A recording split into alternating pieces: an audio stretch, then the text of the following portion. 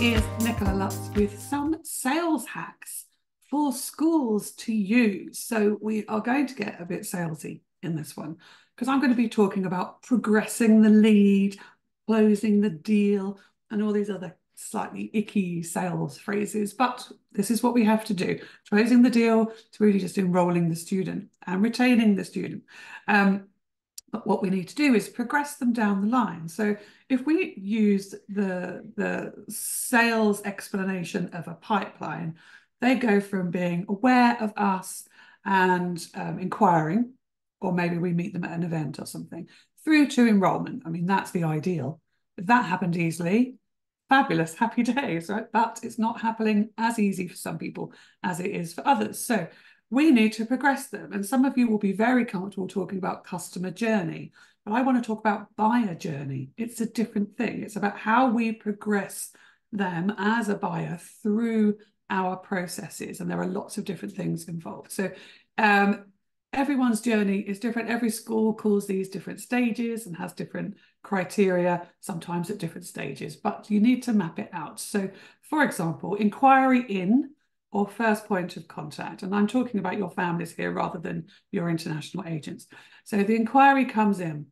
We need to get them to the next step. So I want you to think about what the next step is. Is that having a chat with them, for example? Is it filling in the registration form? Is it filling in an application form either? So what is your next step? So first job is to map out step 1 to step 2. Don't worry about enrollment yet. Step 1 to step 2, what is that? And then step 2 to step 3, what is that? So for example, it may say they come in as an inquiry and then they go through to a registration form. And then from the registration form, they're sent information and you may try and book them in for some sort of test, let's say. And then after the test, perhaps even at the same time as the test, there's some sort of interview or chat with head of admissions or the head, something like that. And then after that, the next stage of the pipeline is offer or not offer. So offer out. Shuffle that over here. Offer out. Then we need them to accept the offer, ideally, because obviously they're going to have multiple offers from all of our competing schools. So offer out to offer accepted is a big step, and one where we're leaking loads of leads. I see this all the time. We send the offer and we just expect them to think, okay, we're either going to choose the school. We are very passive at this stage, and that can be improved. So offer accepted to offer accepted and money paid. Usually there's some sort of deposit here. So is that kind of stage done when there's a deposit? So let's think about what that actually looks like. So if I came into your school and you gave me a checklist of what's going on at each step, and they can't move on until they have done whatever. So that could be offer accepted in writing and deposit paid. And then it goes through to enrolment, and then they need to pay the full amount. So usually we don't lose as many between some sort of payment and another sort of payment. We usually don't lose them there. So I think a lot of the work is to be done at the beginning of that pipeline. So from inquiry through to filling in a registration form, let's say, we're leaking a lot of people there. So we get the inquiry, we respond, we may then chase it up and say, have you got any more questions? But if they don't reply, we just leave it there. Whereas I've written an entire book about how we need to follow up. Not everybody is ready to fill in a registration form, especially if it's a long and boring registration form, and they don't want to fill in 5 of them to the 5 schools that they're looking at. So that we can lose a lot there. So what can we do just in that step to help them fill in that registration form and to feel like it's worth filling in the registration form? Now, you know it's worth filling in the registration form because you have an awesome school. So you know that, but they don't know that because they're getting all the marketing materials from all of the schools. And not just in the UK, if they're from overseas, they're getting this from everywhere. So how can we make it a comfortable journey from inquiry to registration forms? The first thing I'm going to say is pick up the phone when you get that inquiry in and call them and say thank you for inquiring. You know, no one really likes filling in an inquiry form, so thank you for doing that. This is my name. I'm going to help you through the process. I'm going to send you the email now. with all the information that you need. First of all, they're going to think that you're fantastic because you're probably the only one that's going to be reaching out by phone because people feel uncomfortable with that. Don't worry, I've got something else to help you with that in another podcast. You're going to reach out to them so they know who you are. There's a human at the other end of the line. Now, when people are making big choices for their life, they like to know that someone else has got their back.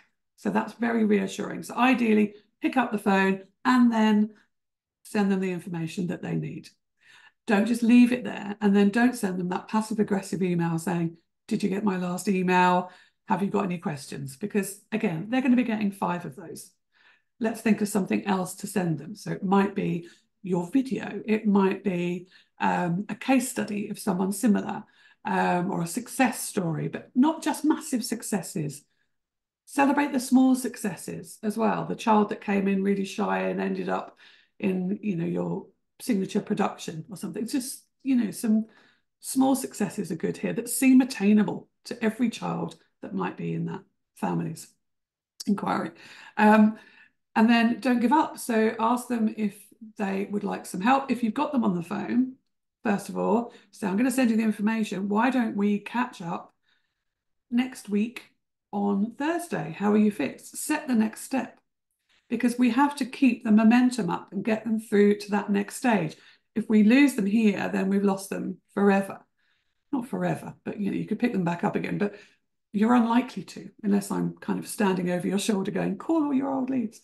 So we need to help them through that process. If you can't get hold of them by phone, leave a voicemail. Practice leaving a voicemail and just say, just so you've got a voice to put to the email, this is me. I'm going to send you the email now, and I'd love to speak to you about this and learn more about your child so we can make sure that we're a good fit, so you've got the right choices in hand. Send them the information, diary the next follow-up, maybe 3-4 days later, whatever you feel comfortable with. Try calling them. I sent you an email. Did you get it? How exciting. What a great journey this is going to be. What questions do you have about the school, about whatever? Keep that dialogue open. So keep the momentum up until they get to registration. Unless they tell you that they're somewhere else, that they have enrolled somewhere else, they're still a viable lead, or at least you need to qualify them to find out if they're a viable lead. So when they've got to registration and we need to get to offer stage, really, so we go registration, but we need to get the tests done and the talk of the head, whatever. So how can we make that happen? And track how many you're losing there. How many register versus how many get to that next stage? What can you do? Keep the momentum up. Tell them what you want to happen next. Give them a call to action. So this is going to happen next. I'm going to send you this. You need to do this. And then you need to arrange this call. Shall I help you do that now? With your overseas parents, perhaps the agents are helping them, but with your overseas parents, filling in a 3-page form is quite a big deal. They may not have a great level of English, for example. So offer to help them with that. If that's blocking you, if you're losing leads there, if you're losing enrollments, then let's help them through it. So, for example, they may have, got through and you've been having a lovely chat, but you need them to register and pay that deposit and, whatever else it is. So help them with that. What do they need? What is our block there? What could be stopping them? And don't think of it from your perspective. Think about it from their perspective. Is it a language barrier? Is it just a boring form? No one really wants to fill in 3 forms. Are they worried that when they fill in this form, then they've got to have the chat with the head? And that's quite intimidating, though fabulous. And there's all of this. Think about it from their point of view. If you've done any work on ideal client avatars, this feelings part is a bit touchy-feely and fluffy, to be fair, but will help you spot the blocks to them progressing to the next stage.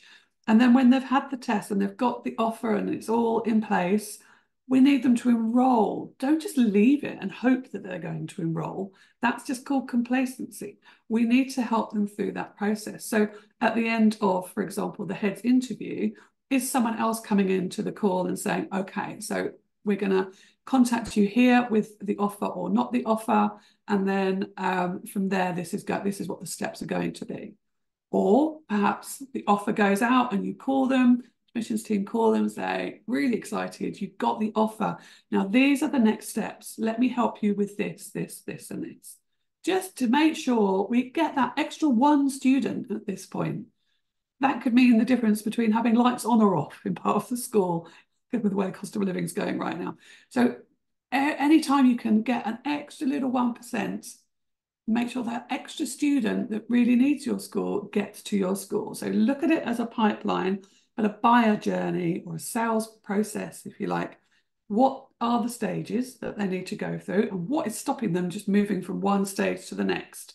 Don't go overboard with the whole pipeline. What do they need to do? Is there a checklist? Have you told them what the process is and just what the next step is? And so let's look at your pipeline and check that nothing is getting in their way. Make it really clear and clear those obstacles.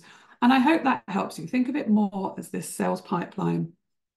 What's stopping them getting from A to B, B to C, C to D, and how can we help them? How can we set the next step to help them through that process? I hope that helps you. Have a lovely day.